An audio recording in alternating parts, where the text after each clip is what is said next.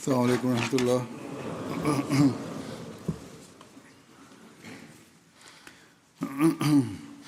أشهد أن لا إله إلا الله وحده لا شريك له وأشهد أن محمدا عبده ورسوله أما بعد فأعوذ بالله من الشيطان الرجيم بسم الله الرحمن الرحيم الحمد لله رب العالمين الرحمن الرحيم مالك يوم الدين إياك نعبد وإياك نستعين اهدنا الصراط المستقيم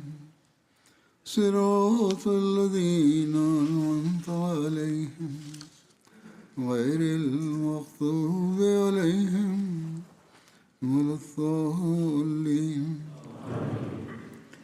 সাল্লাল্লাহু আলাইহি ওয়াসাল্লামের কৃতজ্ঞতা প্রকাশের মান, তার ব্যবহারিক আদর্শ এবং নির্দেশাবলীর কথা আমি জলসার আগের খুতবায় উল্লেখ করেছিলাম। এ প্রসঙ্গে আজও বর্ণনা করব।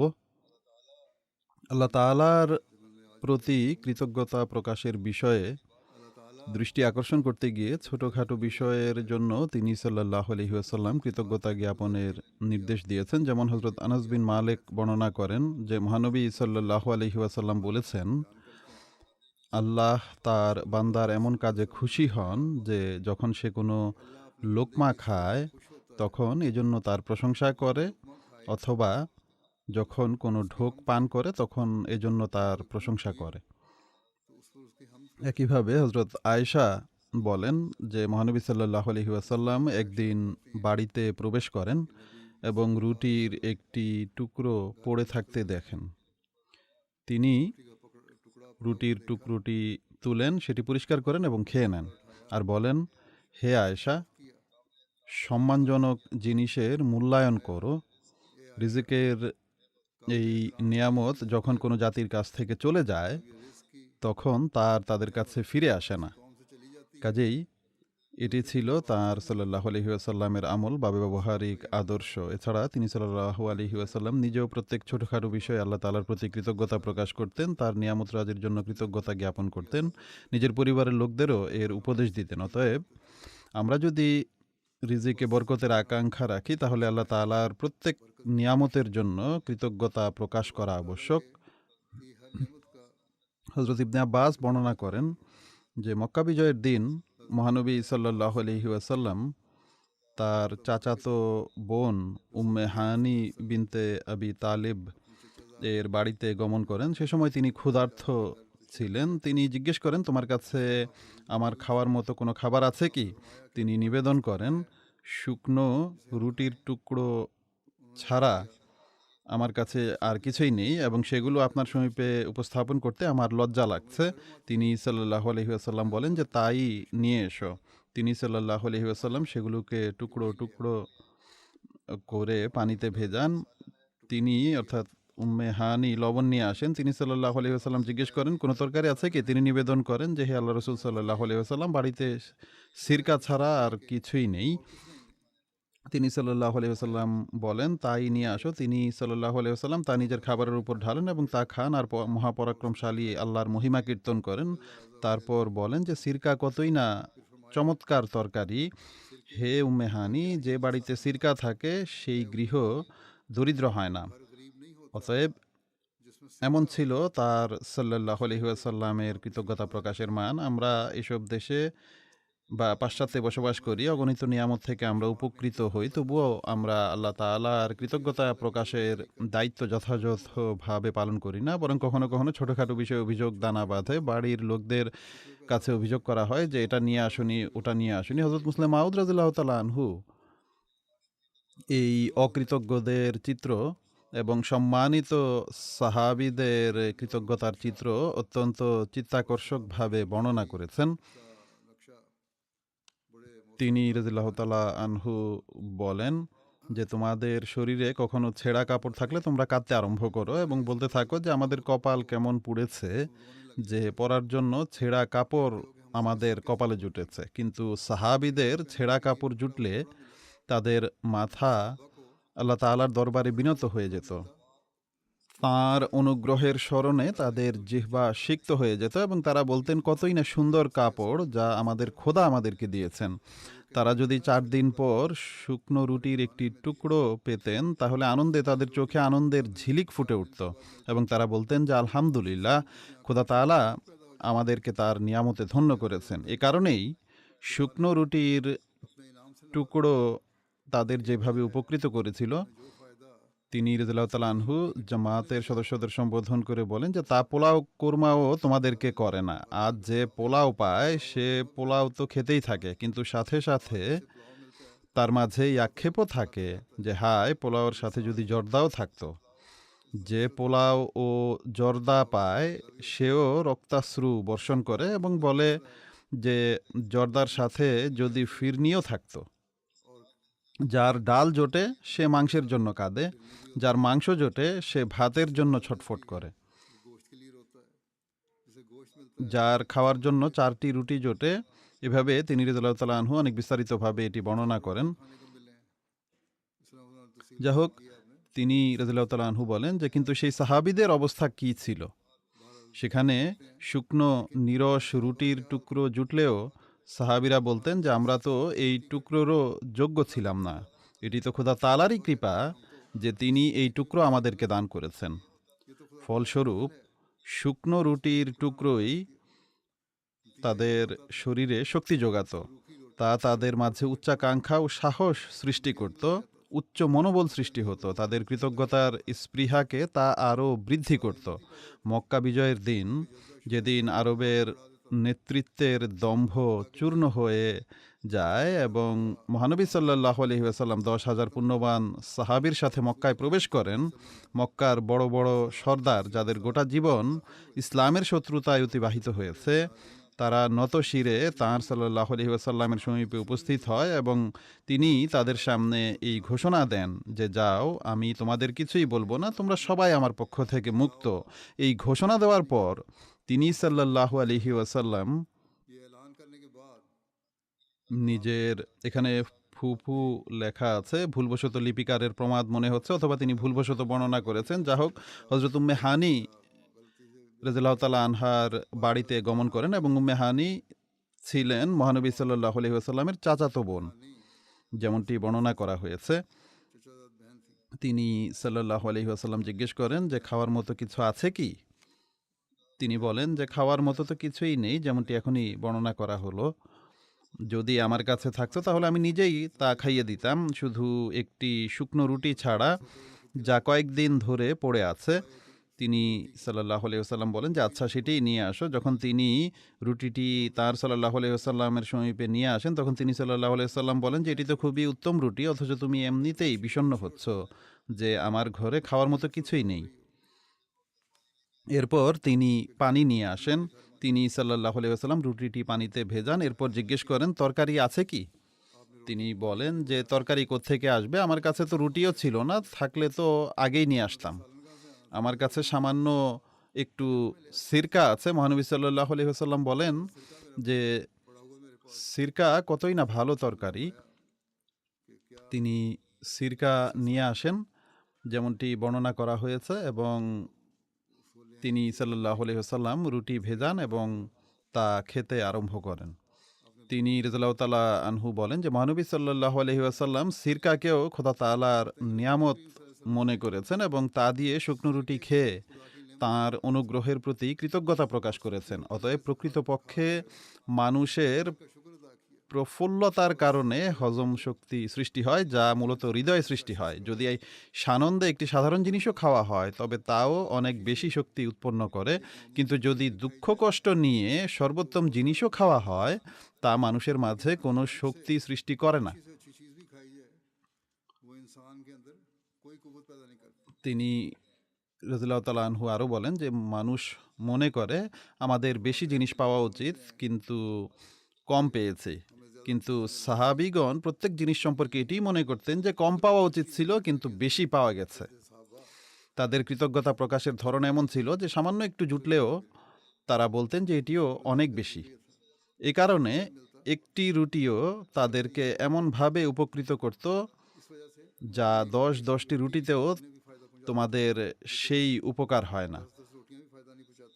তারপর তিনি বলেন যে এটি এই কারণে যে তোমাদের মধ্যে কেউ কেউ এখনও ইমানের মিষ্টতা আস্বাদন করনি, তোমাদের হৃদয় এই সত্য সম্পর্কে সম্পূর্ণ অনবহিত যে খোদা তাআলা তোমাদেরকে এক মহান আধ্যাত্মিক কাজের জন্য সৃষ্টি করেছেন, এবং খোদা যাকে আধ্যাত্মিক বিপ্লব ও পরিবর্তনের জন্য সৃষ্টি করেন তার তুলনায় পৃথিবীর বড় থেকে বড় বাদশাও তুচ্ছ। কিন্তু নিজেদের মর্যাদাকে বোঝার এবং নিজেদের দায়িত্বের সঠিক অনুভূতি জাগিয়ে তোলার পরিবর্তে তোমরা অত্যন্ত তুচ্ছ নিজ ছোটোখাটো বিষয়ের দিকে মনোযোগী হয়ে যাও। তোমরা অত্যন্ত তুচ্ছ নিজ ছোটোখাটো বিষয়ের দিকে ধাবিত হও এবং বলো যে আমি এটা পাইনি, আমি ওটা পাইনি। যতক্ষণ না তোমাদের মাঝে এই অনুভূতির সৃষ্টি হয় যে খোদা তোমাদেরকে কোন উদ্দেশ্যে সৃষ্টি করেছেন, এবং যতক্ষণ না তোমরা নিজেদের মর্যাদাকে চিনতে পারো, ততক্ষণ পর্যন্ত তোমরা কি বা কাজ করবে। খোদা তোমাদেরকে এমন এক স্থানে দাঁড় করিয়েছেন যে তোমাদের হৃদয় সবসময় খুশির তরঙ্গে পূর্ণ থাকা উচিত, এবং তোমাদের মাঝে সবসময় সচেতনতা ও সতর্কতা দৃষ্টিগোচর হওয়া উচিত। যদি এই বিষয়টি তোমাদের মাঝে সৃষ্টি হয়ে যায়, তবে তাৎক্ষণিকভাবে তোমাদের মাঝে এমন শক্তির সঞ্চার হবে যে সামান্য থেকে সামান্য খাবারও তোমাদেরকে কাজ করার যোগ্য বানিয়ে দেবে। সুতরাং এটি হলো সেই ব্যবস্থাপত্র যা সাধারণভাবে প্রত্যেক আহমদীর, যাদের স্বল্প সম্বল রয়েছে তাদেরও, কিন্তু বিশেষভাবে জীবন উৎসর্গকারীদের নিজেদের কৃতজ্ঞতা প্রকাশের মান বৃদ্ধির জন্য ব্যবহার করা উচিত। এর একান্ত প্রয়োজন রয়েছে। আর একইভাবে নিজেদের স্ত্রী সন্তানদের মাঝেও এর অনুভূতি আরও অধিক হারে জাগ্রত করা প্রয়োজন, কারণ যে উদ্দেশ্যের জন্য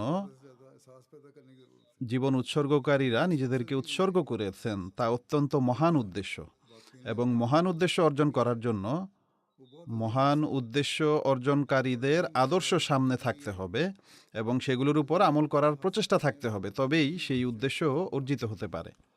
মহানবী সাল্লাল্লাহু আলাইহি ওয়াসাল্লাম তার সাহাবীদের সেবা ও কৃতজ্ঞতার প্রতিদানে তাদেরকে কি পরিমাণ দোয়ায় সিক্ত করতেন এ সম্পর্কে আবু কাতাদা রাদিয়াল্লাহু তাআলা আনহু হতে একটি রিওয়ায়াত বর্ণিত হয়েছে। তিনি বলেন যে মহানবী সাল্লাল্লাহু আলাইহি ওয়াসাল্লাম তাদেরকে সম্বোধন করে বলেন, তোমরা তোমাদের সারা সন্ধ্যা ও সারা রাত চলবে এবং আগামীকাল ইনশাআল্লাহ পানি পর্যন্ত পৌঁছে যাবে। তারা কোনো এক সফরে ছিলেন তখন। লোকেরা এমনভাবে চলতে থাকে যে কেউ কারো দিকে ফিরেও তাকায়নি। হযরত আবু কাতাদা বলেন যে মহানবী সাল্লাল্লাহু আলাইহি ওয়াসাল্লাম চলতে থাকেন, এমনকি মধ্যরাত পার হয়ে যায় এবং আমি তার পাশেই ছিলাম। তিনি বলেন যে মহানবী সাল্লাল্লাহু আলাইহি ওয়াসাল্লামের তন্দ্রা এলে তিনি নিজ বাহনের উপর এক পাশে হেলে পড়েন। আমি তার সাল্লাল্লাহু আলাইহি ওয়াসাল্লামের কাছে যাই এবং তাকে না জাগিয়েই সোজা করে দেই যতক্ষণ না তিনি ঠিক হয়ে নিজ বাহনে বসে পড়েন। তারপর তিনি চলতে থাকেন, এমনকি রাতের বেশিরভাগ অংশ কেটে যায়। তিনি সাল্লাল্লাহু আলাইহি ওয়াসাল্লাম আবারও তন্দ্রার কারণে নিজ বাহনে হেলে পড়েন। তিনি বলেন যে আমি আবারও তাকে না জাগিয়ে এই সোজা করে দেই যতক্ষণ না তিনি পুনরায় নিজের বাহনে ঠিক হয়ে বসে পড়েন। তিনি বলেন যে তারপর একইভাবে তিনি চলতে থাকেন, এমনকি সেহরির শেষ প্রহর চলে আসে। তখন তিনি আগের দুবারের চেয়েও বেশি হেলে পড়েন, এমনকি তিনি উল্টে পড়ে যাওয়ার উপক্রম হয়। আমি তার কাছে যাই এবং তাকে সোজা করে দেই। তখন তিনি সাল্লাল্লাহু আলাইহি ওয়াসাল্লাম মাথা তুলেন এবং জিজ্ঞেস করেন, কে? আমি নিবেদন করি, আবু কাতাদা। তিনি সাল্লাল্লাহু আলাইহি ওয়াসাল্লাম বলেন যে তুমি কখন থেকে এভাবে আমার সাথে চলছো? আমি বললাম, রাত থেকেই আমি আপনার সাথে চলছি। তিনি সাল্লাল্লাহু আলাইহি ওয়াসাল্লাম বলেন যে আল্লাহ তাআলা তোমার হেফাজত করুন যেভাবে তুমি তার নবীর হেফাজত করেছো। তিনি সাল্লাল্লাহু আলাইহি ওয়াসাল্লাম একান্ত কৃতজ্ঞতা প্রকাশ করেন। তখন তিনি সাল্লাল্লাহু আলাইহি ওয়াসাল্লাম নিজের কৃতজ্ঞতা প্রকাশের কি আদর্শ আমাদের সামনে স্থাপন করেছেন। একটি রিওয়ায়াতে বর্ণিত হয়েছে, হযরত আবু উমামা থেকে বর্ণিত হয়েছে যে মহানবী সাল্লাল্লাহু আলাইহি ওয়াসাল্লাম বলেন, আমার মহাপ্রতাপান্বিত প্রভু আমার কাছে মক্কার উপত্যকাকে সোনায় পরিণত করে দেওয়ার প্রস্তাব দেন। তখন আমি নিবেদন করি, হে আমার প্রভু, না, বরং আমি চাই যে একদিন ক্ষুধার্ত থাকব এবং একদিন তৃপ্ত থাকব, যাতে যখন আমি তৃপ্ত থাকি তখন আমি তোমার প্রশংসা ও স্তুতি বর্ণনা করি এবং তোমার কৃতজ্ঞতা জ্ঞাপন করি। আর যখন আমি ক্ষুধার্ত থাকি তখন তোমার দরবারে বিনয়ের সাথে কাকুতি মিনতি করি এবং তোমার কাছে দোয়া করি। হজরত আবদুল্লাহ বিন মাসউদ হতে একটি রেওয়ায়াত বর্ণিত হয়েছে, তিনি বলেন যে মহানবী সাল্লাল্লাহু আলাইহি ওয়াসাল্লাম যখন পানি পান করতেন তখন পাত্র থেকে মুখ সরিয়ে 3 শ্বাসে পান করতেন। এক শ্বাসেই পুরো গ্লাস পান করে নিতেন না, বরং 3 শ্বাসে পানি পান করতেন। প্রতি শ্বাসে আল্লাহ তাআলার প্রশংসা করতেন এবং শেষ শ্বাসের পর আল্লাহর কৃতজ্ঞতা প্রকাশ করতেন। যেমনটি তিনি সাল্লাল্লাহু আলাইহি ওয়াসাল্লাম বলেছেন যে পানির এক ঢোক নিলেও কৃতজ্ঞতা প্রকাশ করো, তার প্রশংসা করো। এটি হলো কৃতজ্ঞতার সাথে পানি পানের পদ্ধতি। এটি স্বাস্থ্যের জন্য জরুরি যে একবারে পান করার পরিবর্তে ধীরে ধীরে থেমে থেমে পান করা উচিত। বুখারীতে হযরত আবু হুরায়রার একটি দীর্ঘ রওয়ায়াত রয়েছে। তিনি বলেন যে সেই আল্লাহর শপথ যিনি ছাড়া আর কোনো উপাস্য নেই, একদিন ক্ষুধার তাড়নায় নিজের কলিজাকে ধরে রাখার জন্য আমি মাটিতে শুয়েছিলাম। আমি নিজের কলিজাকে ধরে রাখার জন্য মাটিতে পেট লাগিয়ে রাখতাম এবং কখনো তো ক্ষুধার তাড়নায় নিজের পেটে পাথর বেঁধে নিতাম। এটি একদিনের কথা নয়, বেশ কয়েকদিনের কথা। তিনি বলেন যে একদিন আমি মানুষের চলাফেরার রাস্তায় বসে পড়ি যেখান দিয়ে লোকেরা আসতো। আমার অবস্থা খুবই খারাপ ছিল। সেখান দিয়ে হযরত আবু বকর যাচ্ছিলেন। আমি তাকে আল্লাহর কিতাব পবিত্র কোরআনের একটি আয়াত জিজ্ঞেস করলাম যা গরিবদের খেয়াল রাখা, না চাওয়া ব্যক্তিদের এবং ক্ষুধার্ত মানুষের বিষয়ে ছিল। তো তিনি আমাকে তার অর্থ বুঝিয়ে দিয়ে চলে যান। তারপর হযরত ওমর আসেন, তিনিও একইভাবে আমাকে তার অর্থ বলে চলে যান। এরপর মহানবী সাল্লাল্লাহু আলাইহি ওয়াসাল্লাম আমার পাশ দিয়ে যান এবং তিনি সাল্লাল্লাহু আলাইহি ওয়াসাল্লাম যখন আমাকে দেখেন তখন তিনি মুচকি হাসেন এবং আমার ভেতরের অবস্থা যা আমার চেহারায় ফুটে উঠেছিল তা তিনি বুঝে যান। তিনি সাল্লাল্লাহু আলাইহি ওয়াসাল্লাম ডাকেন, আবা হের। আমি বললাম, উপস্থিত আছি হে আল্লাহ রসুল সাল্লাল্লাহু আলাইহি ওয়াসাল্লাম। তিনি বলেন যে আমার পেছনে এসো। তিনি ঘরে যান, আমি তার পেছনে পেছনে যাই। তিনি ভেতরে যান, আমাকেও ভেতরে যাওয়ার অনুমতি দেন। ভেতরে তার কামরায় একটি দুধের পেয়ালা রাখা ছিল। ঘরের লোকদের জিজ্ঞেস করেন যে এটি কোথা থেকে এসেছে। তারা জানায় এর কারো পক্ষ থেকে উপঢৌকন এসেছে। যাই হোক, তিনি সাল্লাল্লাহু আলাইহি ওয়াসাল্লাম ডাকেন, আবা হের। আমি বললাম, উপস্থিত আছি ইয়া রাসূলুল্লাহ। তিনি সাল্লাল্লাহু আলাইহি ওয়াসাল্লাম বলেন যে আহলে সুফাদের কাছে যাও এবং তাদেরকে আমার কাছে নিয়ে এসো। এরা এমন লোক ছিল যারা বেশিরভাগ সময় ক্ষুধার্তই থাকতো এবং সারাক্ষণ সেখানে বাইরেই বসে থাকতো। লোকেরা তাদেরকে নিজেদের বাড়িতে নিয়ে গিয়ে খাবার ইত্যাদি খাইয়ে দিত। যাই হোক, তিনি সাল্লাল্লাহু আলাইহি ওয়াসাল্লাম তাদেরকে ডাকেন। তিনি অর্থাৎ আবু হুরায়রা বলেন যে আমার কাছে তাদেরকে ডাকার বিষয়টি খারাপ লাগে। আমি ভাবলাম আহলে সুফাদের সামনে এই সামান্য একটু দুধ কি কাজে আসবে। আমি বেশি হকদার ছিলাম যে আমি এই দুধ থেকে কিছুটা পান করতাম যাতে আমার মাঝে শক্তি আসতো। আর যদি তারা চলে আসে এবং তিনি সাল্লাল্লাহু আলাইহি ওয়াসাল্লাম আমাকে নির্দেশ দেন যে তাদের দাও, তবে তো আমাকে দিতেই হবে। আর তখন তো আমার কোনো আশা নেই যে এই দুধ থেকে আমার ভাগ্যে কিছু জুটবে। কিন্তু আল্লাহ এবং তার রসুল সাল্লাল্লাহু আলাইহি ওয়াসাল্লামের আনুগত্য করা ছাড়া আর কোনো উপায় ছিল না।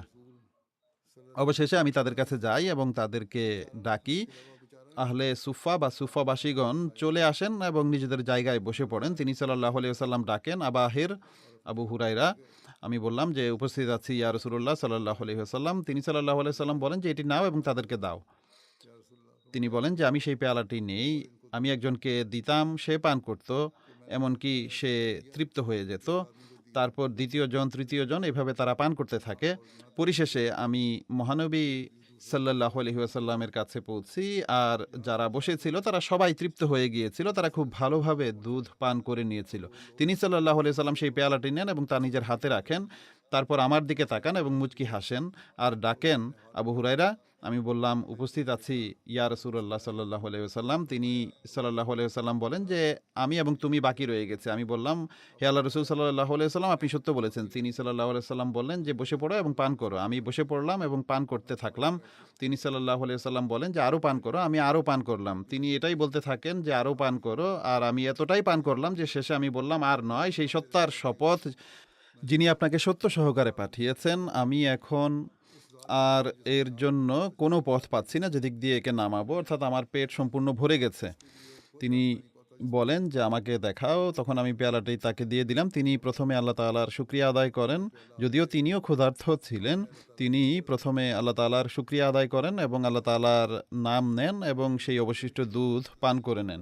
সুতরাং এটিই ছিল তার সাল্লাল্লাহু আলাইহি ওয়াসাল্লামের কৃতজ্ঞতা প্রকাশ। আর এই কৃতজ্ঞতা প্রকাশের কারণে আল্লাহ তাআলা এমন বরকত দান করেন যে সমস্ত সাহাবীও পান করে নিলেন এবং তিনিও অর্থাৎ তিনি সাল্লাল্লাহু আলাইহি ওয়াসাল্লামও তা দিয়ে নিজের ক্ষুধা নিবারণ করেন। হযরত আয়েশা বর্ণনা করেন যে মহানবী সাল্লাল্লাহু আলাইহি ওয়াসাল্লাম বলেছেন, যার উপর কোনো অনুগ্রহ করা হয় সে যেন তার প্রতিদান দেয়, আর যার সেই সামর্থ্য নেই সে যেন সেই অনুগ্রহের কথা মানুষের সামনে উল্লেখ করে, কারণ যে ব্যক্তি উল্লেখ করে সে শুকরিয়া আদায় করে, আর যে ব্যক্তি কৃত্রিমভাবে নিজেকে কোনো মহত্বের অধিকারী মনে করে অথচ সেই মহত্ব তার অর্জিত হয়নি, তবে সে সেই ব্যক্তির ন্যায় যে মিথ্যার দুটি পোশাক পরিধান করে আছে, অর্থাৎ সে মাথা থেকে পা পর্যন্ত মিথ্যাবাদী। একটি রওয়ায়েতে বর্ণিত হয়েছে যে মহানবী সাল্লাল্লাহু আলাইহি ওয়াসাল্লাম এর মামা আসওয়াদ বিন জাহাব বিন আব্দে মানাফ বিন জোহরা তাঁর সাল্লাল্লাহু আলাইহি ওয়াসাল্লামের খিদমতে উপস্থিত হওয়ার অনুমতি চাইলেন। মহানবী সাল্লাল্লাহু আলাইহি ওয়াসাল্লাম বলেন যে হে আমার মামা, ভেতরে আসুন। তিনি ভেতরে আসেন। মহানবী সাল্লাল্লাহু আলাইহি ওয়াসাল্লাম তার জন্য নিজের চাদর বিছিয়ে দেন। তিনি সাল্লাল্লাহু আলাইহি ওয়াসাল্লাম বলেন যে এর উপর বসুন, কারণ মামা পিতার স্থলাভিষিক্ত হয়ে থাকে। হে মামা, যে ব্যক্তির উপর কোনো অনুগ্রহ করা হয় আর সে তার কৃতজ্ঞতা জ্ঞাপন করতে পারে না, তবে সে যেন অন্তত সেই অনুগ্রহের কথা উল্লেখই করে দেয়, কারণ যখন সে তা উল্লেখ করে তখন সে যেন কৃতজ্ঞতা আদায় করে দিল। আর কৃতজ্ঞতার এই দিকটিকে মহানবী সাল্লাল্লাহু আলাইহি ওয়াসাল্লাম এর নিজের জীবন আদর্শে আমরা কিভাবে দেখতে পাই, এর অনেক ঘটনা রয়েছে। তিনি সর্বদা নিজের উপকারকারীদের স্মরণ রেখেছেন এবং প্রতিটি সুযোগে তাদের কথা উল্লেখ করতেন। যেমন হজরত খাদিজা রাদিয়াল্লাহু তাআলা আনহা, যিনি তার পবিত্র স্ত্রী ছিলেন, যিনি পদে পদে তার সাল্লাল্লাহু আলাইহি ওয়াসাল্লামের মূল্যায়ন করে তার সাথে সদ্ব্যবহার করেছিলেন। তিনি মক্কার এক ধনবতী নারী ছিলেন। যখন তার বিবাহ মহানবী সাল্লাল্লাহু আলাইহি ওয়াসাল্লামের সাথে হয় তখন তিনি তার সমস্ত সম্পদ মহানবী সাল্লাল্লাহু আলাইহি ওয়াসাল্লামের পায়ের কাছে রেখে দেন যে যেভাবে ইচ্ছা ব্যবহার করুন। অতঃপর নবুয়তের দাবির পর প্রতিটি কষ্ট এবং প্রতিটি কঠিন পরিস্থিতিতে পূর্ণ নিষ্ঠা ও বিশ্বস্ততার সাথে তিনি তাঁর সাল্লাল্লাহু আলাইহি ওয়াসাল্লামের কাঁধে কাঁধ মিলিয়ে দাঁড়িয়েছিলেন, এমনকি নবুয়তের 10ম বছরে তার মৃত্যু হয়। আর মহানবী সাল্লাল্লাহু আলাইহি ওয়াসাল্লাম তার এই বিশ্বস্ত স্ত্রীর অনুগ্রহগুলোকে নিজের শেষ নিঃশ্বাস পর্যন্ত স্মরণ রেখেছেন এবং সর্বদা তার পুণ্যসমূহের কথা উল্লেখ করতেন। এত বেশি উল্লেখ করতেন যে তার সাল্লাল্লাহু আলাইহি ওয়াসাল্লামের অন্যান্য পবিত্র স্ত্রীদের ঈর্ষা হতো। অতএব হযরত আয়েশা বর্ণনা করেন যে মহানবী সাল্লাল্লাহু আলাইহি ওয়াসাল্লাম যখন হযরত খাদিজার উল্লেখ করতেন তখন তার প্রশংসা করতেন এবং খুব উত্তম প্রশংসা করতেন। একদিন আমার মাঝে ঈর্ষা জেগে ওঠে এবং আমি তাঁর সাল্লাল্লাহু আলাইহি ওয়াসাল্লামের কাছে নিবেদন করি যে আপনি কেন এই বৃদ্ধার কথা বলতে থাকেন, অথচ আল্লাহ তাআলা আপনাকে তার চেয়ে উত্তম স্ত্রী দান করেছেন। এর উত্তরে তিনি সাল্লাল্লাহু আলাইহি ওয়াসাল্লাম বলেন যে আল্লাহ তাআলা আমাকে তার চেয়ে উত্তম কোনো স্ত্রী দেননি, কারণ খাদিজা আমাকে সেই সময় গ্রহণ করেছিল যখন অন্যরা আমাকে অস্বীকার করেছিল, আর যখন লোকেরা আমাকে অস্বীকার করেছিল তখন সে আমাকে সত্য বলে মেনে নিয়েছিল। যখন মানুষ আমাকে সম্পদ থেকে বঞ্চিত করেছিল তখন সে নিজের সম্পদ দিয়ে আমাকে সাহায্য করেছিল, আর আল্লাহ তাআলা আমাকে তার থেকেই সন্তান দান করেছেন, অথচ অন্য নারীদের বা অন্য স্ত্রীদের থেকে আমার কোনো সন্তান দেননি। তিনি সাল্লাল্লাহু আলাইহি সাল্লাম সারা জীবন তার সেবাসমূহ স্মরণ রেখেছেন এবং সর্বদা কৃতজ্ঞতা প্রকাশ করতে থেকেছেন।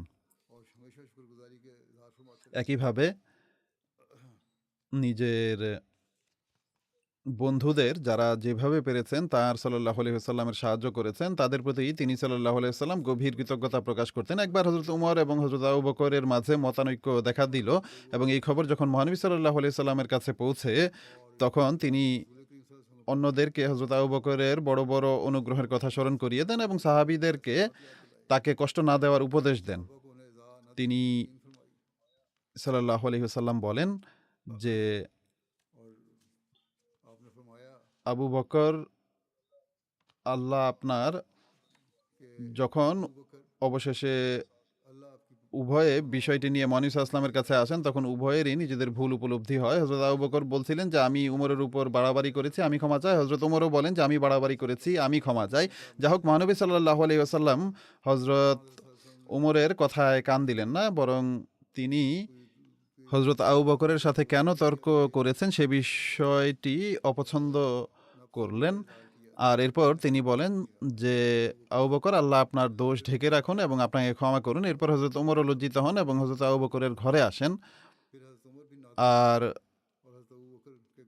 যখন তারা দুজন বসেছিলেন তখন তিনি বলেন যে হে লোকেরা, আল্লাহ তাআলা আমাকে তোমাদের কাছে প্রেরণ করেছেন আর তোমরা বলেছিলে তুমি মিথ্যাবাদী, অথচ আবু বকর বলেছিল যে তিনি সত্যবাদী, আর তিনি নিজের প্রাণ ও সম্পদ দিয়ে আমার প্রতি সহমর্মিতা প্রকাশ করেছেন। তাই তোমরা কি আমার খাতিরে আমার সঙ্গীকে ছেড়ে দেবে নাকি দেবে না? তিনি সাল্লাল্লাহু আলাইহি সাল্লাম এই কথা দুবার বলেন। এরপর হযরত আবু বকরকে আর কখনো কষ্ট দেওয়া হয়নি, সর্বদা তার খেয়াল রাখা হতো।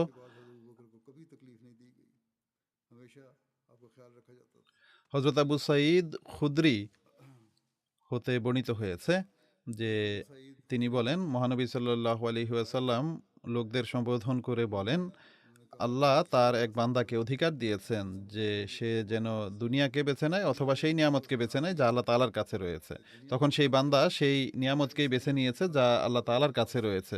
আবু সাঈদ বলেন যে এই কথা শুনে হযরত আবু বকর কেঁদে ফেলেন, আর তার কান্নায় আমরা আশ্চর্য হই যে মহানবী সাল্লাল্লাহু আলাইহি ওয়াসাল্লাম তো এমন এক বান্দার কথা বলছেন যাকে অধিকার দেওয়া হয়েছে, আর হযরত আবু বকর তা শুনে কাঁদছেন। প্রকৃতপক্ষে এর দ্বারা উদ্দেশ্য ছিলেন স্বয়ং মহানবী সাল্লাল্লাহু আলাইহি ওয়াসাল্লাম, যাকে এই অধিকার দেওয়া হয়েছিল। আর হযরত আবু বকর, বর্ণনাকারী বলেন যে তিনি সাহাবীদের মাঝে এই বিষয়টি সবচেয়ে বেশি জানতেন, এ কারণেই তিনি কেঁদেছিলেন। মহানবী সাল্লাল্লাহু আলাইহি ওয়াসাল্লাম বলেন যে তোমাদের মধ্যে নিজের সাহচর্য ও সম্পদ ব্যয়ের দিক থেকে আমার উপর সবচেয়ে বেশি অনুগ্রহকারী হলো আবু বকর। আমি যদি আমার প্রভু ছাড়া অন্য কাউকে নিজের পরম বন্ধু বানাতাম তাহলে আমি আবু বকরকেই বানাতাম। এখন হযরত আবু বকরের কান্নার কারণ এই ছিল যে তিনি এ কথা শুনে বুঝতে পেরেছিলেন যে আল্লাহ তাআলা মহানবী সাল্লাল্লাহু আলাইহি ওয়াসাল্লামকে নিজের কাছে ডেকে নিতে চাইছেন।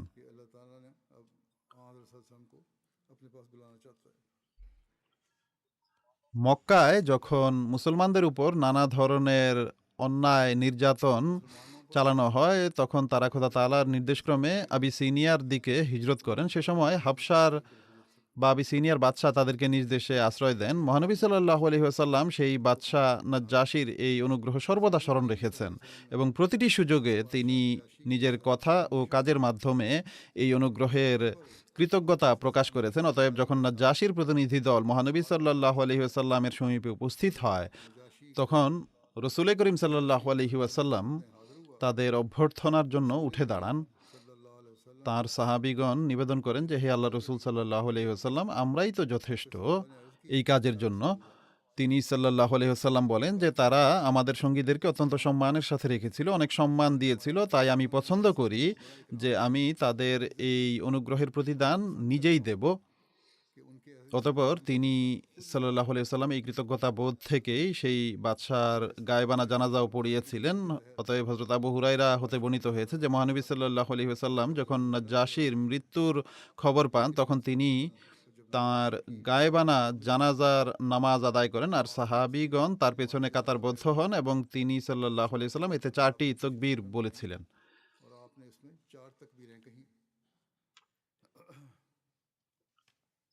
আনসারদের কাজের উপর তার কৃতজ্ঞতা প্রকাশের একটি বর্ণনা এক রিওয়ায়াতে এভাবে পাওয়া যায় যে যখন মহানবী সাল্লাল্লাহু আলাইহি ওয়াসাল্লামের নবুয়তের 13 বছরে হিজরতের পূর্বে মদিনার 70 জন লোক বয়াত করেন।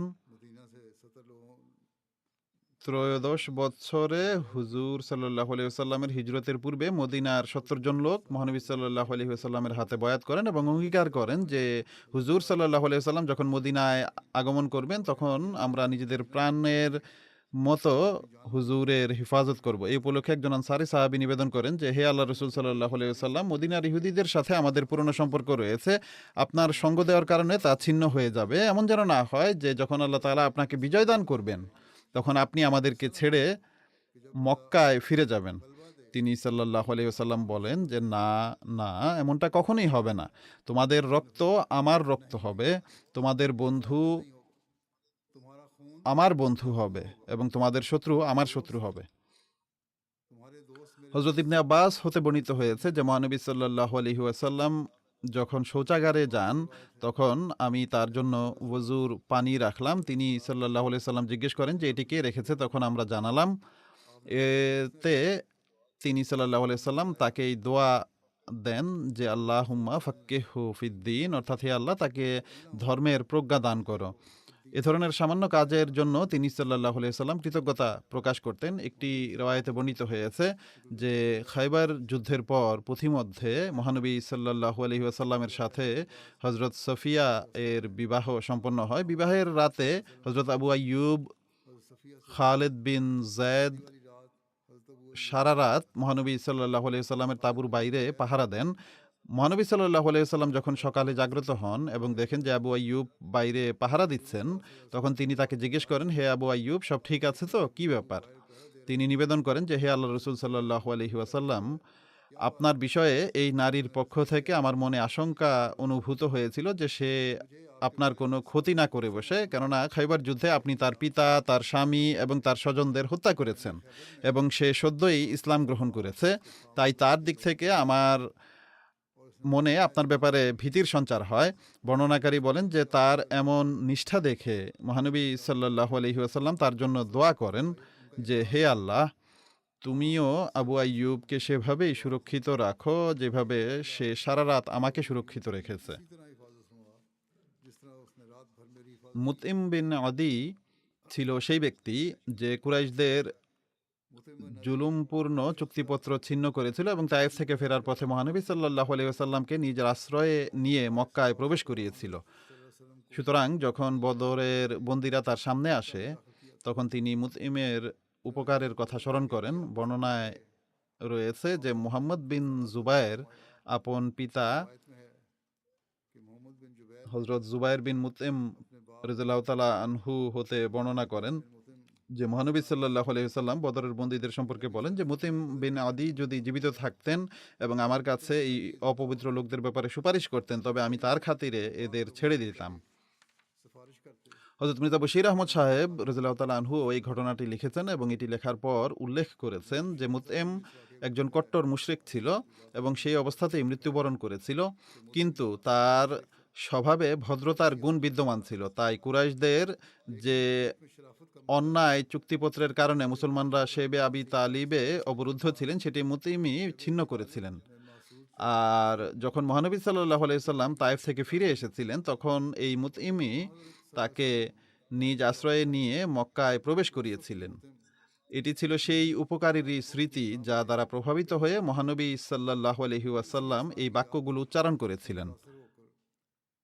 हजरत सल्लल्लाहु अलैहि वसल्लम ने ये अल्फाज फरमाए প্রকৃতপক্ষে মহানবী সাল্লাল্লাহু আলাইহি সাল্লামের এটি একটি অনন্য বৈশিষ্ট্য ছিল যে যখনই কোনো ব্যক্তি তার সাথে সামান্যতম সদ্ব্যবহারও করত তখন তিনি তার সেই উপকার কখনো বিস্মৃত হতেন না এবং তার সর্বদা এই আকাঙ্ক্ষা থাকত যে তিনি যেন কর্মের মাধ্যমেই তার সেই উপকারের কৃতজ্ঞতা প্রকাশের সুযোগ পেতে পারেন। আর বিষয়টি এমন ছিল না যে দুনিয়াদার লোকদের ন্যায় যখন তিনি একবার কারো উপকারের প্রতিদানের সদ্ব্যবহার করতেন তখন বলতে শুরু করতেন যে বাস এখন উপকারের প্রতিদান দেওয়া হয়ে গেছে, বরং তিনি সারা জীবন সর্বদা তার উপকারের প্রতিদান দেওয়ার চেষ্টা করতেন অথবা তা স্মরণ রাখতেন। एहसान उतारने की कोशिश फरमाते আব্দুল্লাহ বিন আবি রবিয়া মখজুমি আপন পিতা থেকে এবং তিনি তার দাদা থেকে বর্ণনা করেন যে মহানবী সাল্লাল্লাহু আলাইহি ওয়াসাল্লাম যখন হুনাইনের যুদ্ধের উদ্দেশ্যে গমন করেন তখন তার কাছ থেকে ৩০ বা ৪০ হাজার ঋণ নেওয়া হয়েছিল, আর যখন তিনি হুনাইন থেকে ফিরে আসেন তখন তা পরিশোধ করে দেন। এরপর মহানবী সাল্লাল্লাহু আলাইহি ওয়াসাল্লাম তাকে বলেন যে আল্লাহ তাআলা তোমার জন্য তোমার পরিবার ও সম্পদে বরকত দান করুন। সম্পদ ও ঋণের প্রতিদান হলো তা পুরোপুরি পরিশোধ করা এবং প্রশংসা করা, অর্থাৎ ঋণদাতার কৃতজ্ঞতা প্রকাশ করাও আবশ্যক। হযরত আমর বিন আখতাব বর্ণনা করেন একবার রাসূলুল্লাহ সাল্লাল্লাহু আলাইহি ওয়াসাল্লাম পানি চাইলেন। আমি তার জন্য একটি পাত্রে পানি নিয়ে আসি, তাতে একটি চুল ছিল। আমি সেই চুলটি ফেলে দেই। এটি অতি সামান্য একটি বিষয়, এবং সেই পাত্রটি মহানবী সাল্লাল্লাহু আলাইহি ওয়াসাল্লামের সমীপে উপস্থাপন করি, তখন মহানবী সাল্লাল্লাহু আলাইহি ওয়াসাল্লাম বলেন যে আল্লাহুম্মা জাম্মিলহু, অর্থাৎ হে আল্লাহ তাকে সৌন্দর্যমণ্ডিত করো। এমন কোনো সামান্য সুযোগও ছিল না যখন তিনি কৃতজ্ঞতা প্রকাশ করতেন না। বর্ণনাকারী বলেন যে আমি পরবর্তীতে তাঁর উপর মহানবী সাল্লাল্লাহু আলাইহি ওয়াসাল্লামের এই দোয়ার এমন প্রভাব দেখেছি যে তিনি 93 বছর আয়ু লাভ করেছিলেন এবং তার মাথা ও দাড়ির একটি চুলও সাদা হয়নি। একইভাবে একটি রেওয়ায়েত রয়েছে কাতাদা থেকে বর্ণিত, তিনি বলেন যে আমি হজরত আনাস এর কাছ থেকে শুনেছি, তিনি বলেন হজরত উম্মে সুলাইম মহানবী সাল্লাল্লাহু আলাইহি ওয়াসাল্লামকে বলেন, আনাস আপনার খাদেম বা সেবক, আপনি আনাসের জন্য দোয়া করুন। তিনি সাল্লাল্লাহু আলাইহি ওয়াসাল্লাম দোয়া করেন যে হে আল্লাহ তার সম্পদ ও সন্তান সন্ততি বৃদ্ধি করে দাও এবং তুমি তাকে যা দান করেছো তাতে বরকত দাও। এই দোয়া পূর্ণ হওয়ার উল্লেখ এভাবে পাওয়া যায় যে হজরত আনাস বলেন, আল্লাহর কসম, নিশ্চয় আমার সম্পদ অনেক বেশি এবং আমার সন্তান ও নাতি নাতনির সংখ্যা আজ প্রায় 100-র কাছাকাছি পৌঁছেছে। এরপর তিনি সাল্লাল্লাহু আলাইহি ওয়াসাল্লাম উপদেশ দিতে গিয়ে বলেন, হযরত জাবের হতে বর্ণিত হয়েছে মহানবী সাল্লাল্লাহু আলাইহি ওয়াসাল্লাম বলেন যে ব্যক্তির প্রতি কোনো অনুগ্রহ করা হয়েছে অতঃপর সে তা উল্লেখ করেছে তবে সে তার কৃতজ্ঞতা প্রকাশ করলো, আর যে তা গোপন করলো সে অকৃতজ্ঞতা প্রকাশ করলো। হযরত আয়েশা হতে বর্ণিত হয়েছে যে মহানবী সাল্লাল্লাহু আলাইহি ওয়াসাল্লাম উপহার গ্রহণ করতেন এবং তার প্রতিদানও দিতেন। হযরত জাবির বিন আব্দুল্লাহ বর্ণনা করেন যে মহানবী সাল্লাল্লাহু আলাইহি ওয়াসাল্লাম বলেছেন, যাকে কোনো উপহার দেওয়া হয় সে যদি সামর্থ্য রাখে তবে যেন সেই উপহারের প্রতিদান দেয়, আর যদি সামর্থ্য না থাকে তবে সে যেন উপহারদাতার প্রশংসা করে, কেননা যে ব্যক্তি তার প্রশংসা করলো সে কৃতজ্ঞতা আদায় করলো, আর যে তা গোপন করলো সে অকৃতজ্ঞতা করলো।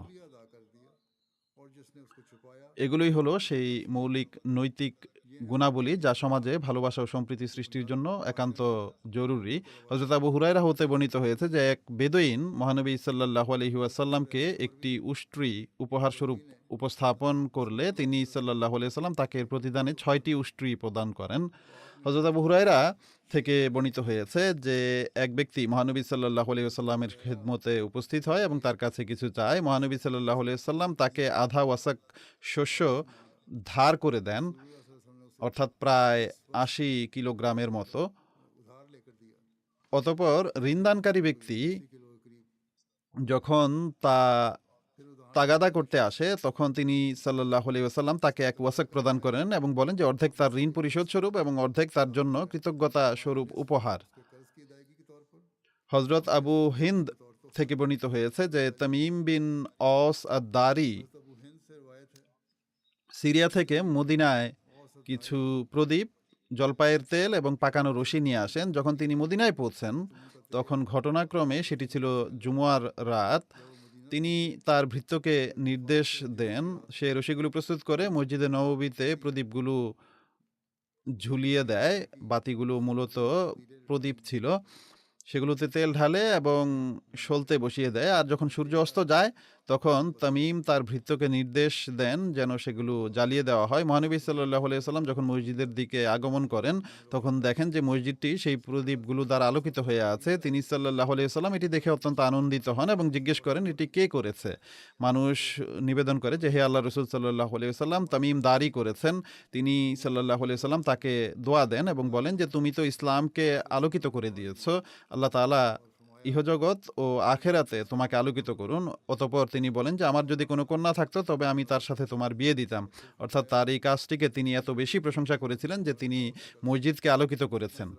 হযরত আয়েশা রাদিয়াল্লাহু তাআলা আনহা হতে বর্ণিত হয়েছে যে মহানবী সাল্লাল্লাহু আলাইহি ওয়াসাল্লাম রাতে নামাজে এত দীর্ঘ সময় দাঁড়িয়ে থাকতেন যে তার পা ফুলে যেত।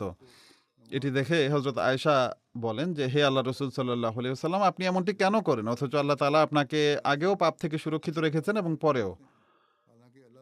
তিনি সাল্লাল্লাহু আলাইহি ওয়াসাল্লাম বলেন যে আমি কি পছন্দ করব না যে আমি একজন কৃতজ্ঞ বান্দা হব?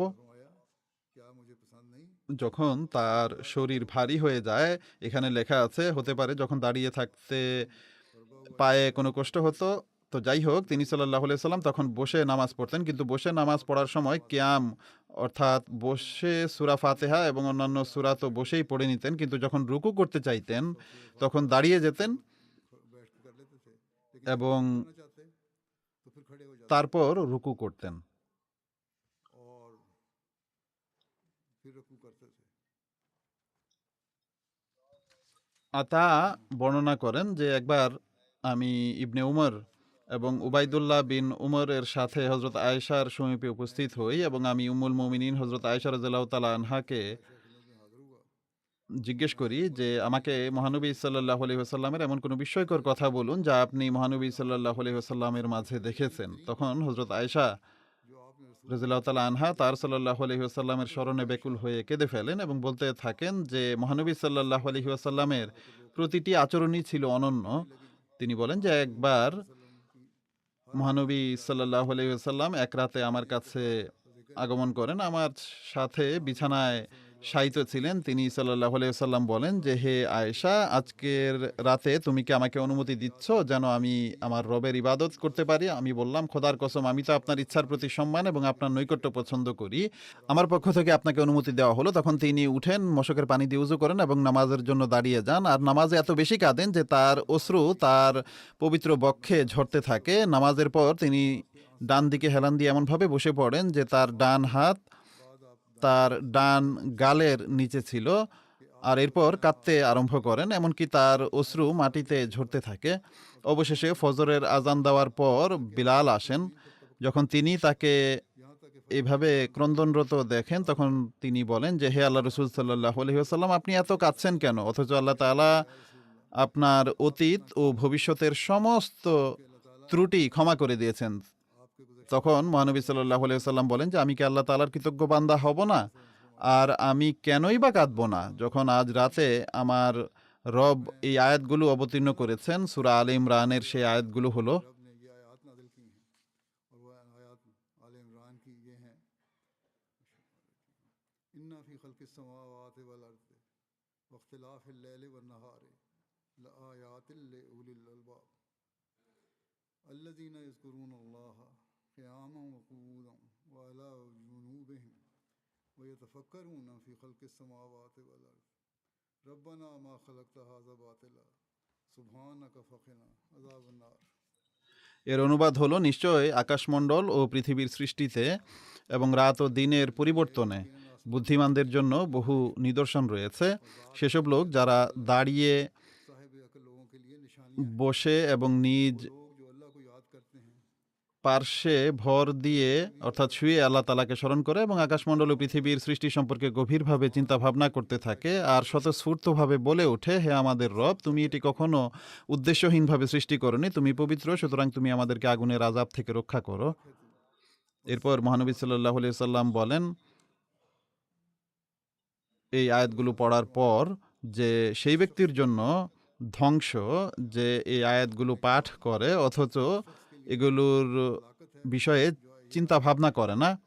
मगर इन पर गौर व फिक्र नहीं करता। হযরত মুসলিম মাউদ রাদিয়াল্লাহু তাআলা আনহু এই হাদিসের ব্যাখ্যা করতে গিয়ে এক স্থানে বলেন যে আরবি শব্দ আলা কুনা আবদান শাকুরা অর্থাৎ তার কৃতজ্ঞতা সম্পর্কিত যে হাদিসটি ছিল তার শব্দগুলো, তিনি বলেন যে হে আয়েশা, এটি কি কেবল খোদারই কাজ যে তিনি অনুগ্রহকারী হবেন? বান্দার কি এটি কাজ নয় যে সে তার নিজ দায়িত্বগুলো পালন করবে? যদি রাসূল করিম সাল্লাল্লাহু আলাইহি ওয়াসাল্লামের মতো মানুষও তার করা সেই সমস্ত কুরবানি সত্ত্বেও जैसे इंसान এবং খোদা তাআলার প্রতি তার অন্তরে থাকা ভালোবাসার অনুভূতির সেই আধিক্য সত্ত্বেও बातें मोहब्बत की इस এই বিষয়ের মুখাপেক্ষী ছিলেন যে রাতে জেগে আল্লাহ তাআলার সমীপে এত দীর্ঘ সময় দাঁড়িয়ে থাকতেন যে তার পা ফুলে যেত, দিনে ইবাদত করতেন এবং নিজের জীবনকে খোদা তাআলার সাথে মিলিত হওয়ার জন্য সর্বাধিক উপযুক্ত করে তুলতেন, তবে অন্য আর কোন মানুষ আছে যে নিজেকে এসব দায়িত্ব থেকে মুক্ত মনে করতে পারে? कौन इंसान है जो अपने आप को इन जिम्मेदारियों হযরত মসিহে মাউদ আলাইহিস সালাতুওয়াসসালামও এই বিষয়ে বলেন যে মহানবী সাল্লাল্লাহু আলাইহি ওয়াসাল্লাম নামাজে এত বেশি কাঁদতেন এবং দীর্ঘ সময় দাঁড়িয়ে থাকতেন যে তার পায়ে পানি নেমে আসতো বা ফুলে যেত, সাহাবীগণ নিবেদন করেন যে খোদা তাআলা তো আপনার সমস্ত ত্রুটি ক্ষমা করে দিয়েছেন, তবুও এত কষ্ট করার এবং কাদার কারণ কি? তিনি সাল্লাল্লাহু আলাইহি ওয়াসাল্লাম বলেন যে আমি কি খোদার কৃতজ্ঞ বান্দা হব না? মহানবী সাল্লাল্লাহু আলাইহি ওয়াসাল্লামের এই অবস্থা আমাদের সবার কাছেই দাবি করে যে আমরা যেন আল্লাহ তাআলার নিয়ামতসমূহের প্রতি কৃতজ্ঞ হয়ে আমাদের কৃতজ্ঞতাকে চরম শিখরে উন্নীত করি। কৃতজ্ঞতা মানে বসে থাকার নাম নয়, বরং কৃতজ্ঞতা কর্মের ক্ষেত্রে আরও বেশি উন্নতি দাবি করে। মহানবী সাল্লাল্লাহু আলাইহি ওয়াসাল্লাম তাকওয়া এর সর্বোচ্চ মানদণ্ডে অধিষ্ঠিত ছিলেন, তাই তিনি আবদে শাকুর অর্থাৎ কৃতজ্ঞ বান্দা হওয়ারও সর্বোচ্চ মান অর্জন করেছিলেন এবং সাথে সাথে আমাদেরও এই উপদেশ দিয়েছেন যে তোমরাও আবদে শাকুর হও।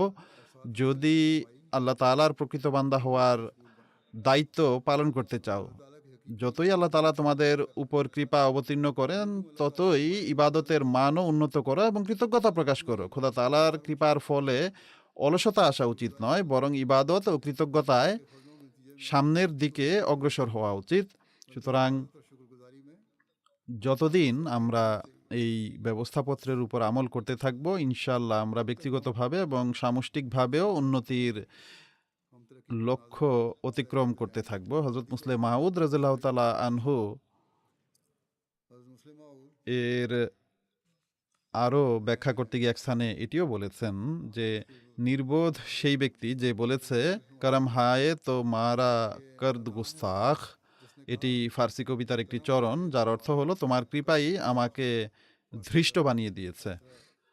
এক কবি আল্লাহ তাআলাকে বলছে যে আল্লাহ তাআলার কৃপা আমাকে ধৃষ্ট বা বেয়াদব বানিয়ে দিয়েছে। কৃতজ্ঞ হওয়ার পরিবর্তে সে ধৃষ্ট হয়ে গেছে। কিন্তু খোদার কৃপা মানুষকে ধৃষ্ট বানায় না, সে ভুল কথা বলছে এবং অবাধ্যও বানায় না, বরং আরও বেশি কৃতজ্ঞ ও অনুগত বানায়। সুতরাং তোমরা পূর্বের তুলনায় আরও বেশি কৃতজ্ঞ হয়ে যাও, কারণ খোদা তাআলা বলেন লা ইন শাকারতুম লা আযীদান্নাকুম, অর্থাৎ তোমাদের যা কিছু দেওয়া হয়েছে তোমরা যদি তার জন্য কৃতজ্ঞতা জ্ঞাপন করো তবে আমি তোমাদের আরও বেশি দেব। আল্লাহ তাআলা আমাদেরকে প্রকৃত কৃতজ্ঞ করুন, প্রকৃত ইবাদতকারী বানান, আমরা যেন সর্বদা তার हकीकी आबिद बनाए, उसके फजलों को हासिल करने वाले हम हमेशा होते रहें।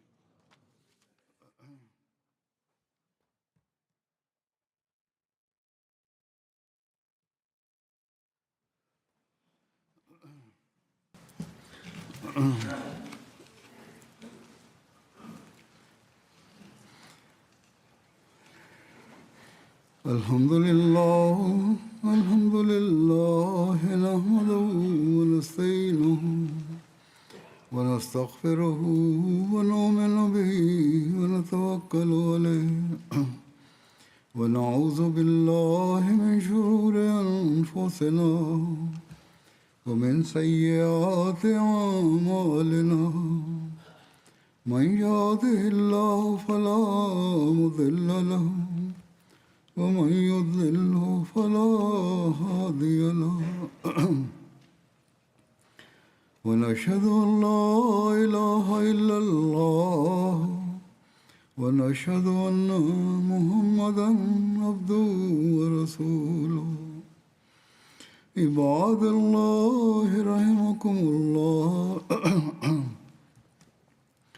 إن الله يأمر بالعدل والإحسان وإيتاء ذي القربى وينهى عن الفحشاء والمنكر والبغي يعظكم لعلكم تذكرون اذكروا الله يذكركم وادعوه يستجب لكم ولذكر الله أكبر.